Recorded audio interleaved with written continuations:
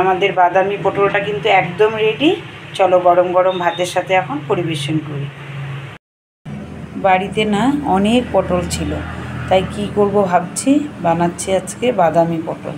তার জন্য পটলগুলোকে ভালো করে ছুলে ধুয়ে এরকম করে দাগ দাগ দিয়ে রেখেছিলাম, আর তার সাথে নুন মাখিয়ে রেখেছিলাম।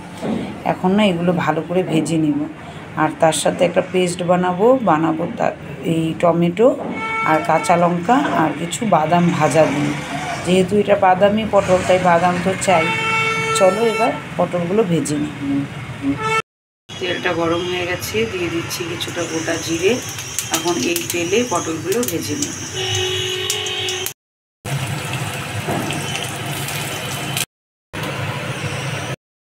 পাশের চুলাতে কিছুটা বাদাম ভালো করে ভেজে নিচ্ছি, তারপরে এটা পেস্ট করে নিতে হবে। বাদামগুলো কিন্তু আমার ভালো করে ভাজা হয়ে গেছে।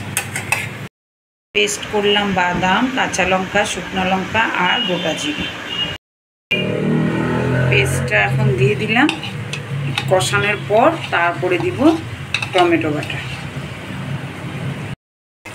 এটাতে এখন দিয়ে দিলাম সামান্য নুন আর একটু হলুদ। বেশি নুন দিলে আবার তিতো হয়ে যেতে পারে, কেন পটলটিতে কিন্তু নুন ছিল মাখানো। এটা ভালো করে এখন কষে গেছে, তাই দিয়ে দিলাম এখন টমেটো বাটাটা।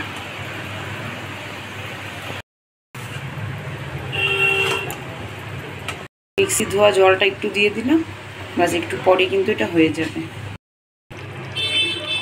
এটা কিন্তু অনেকটাই হয়ে গেছে, এখন নামিয়ে গরম গরম পরিবেশন করব। পটল দিয়ে আমার আরেকটি রেসিপি আছে, নারকেলি পটল, এটা ডিসক্রিপশনে আছে, লিঙ্কটা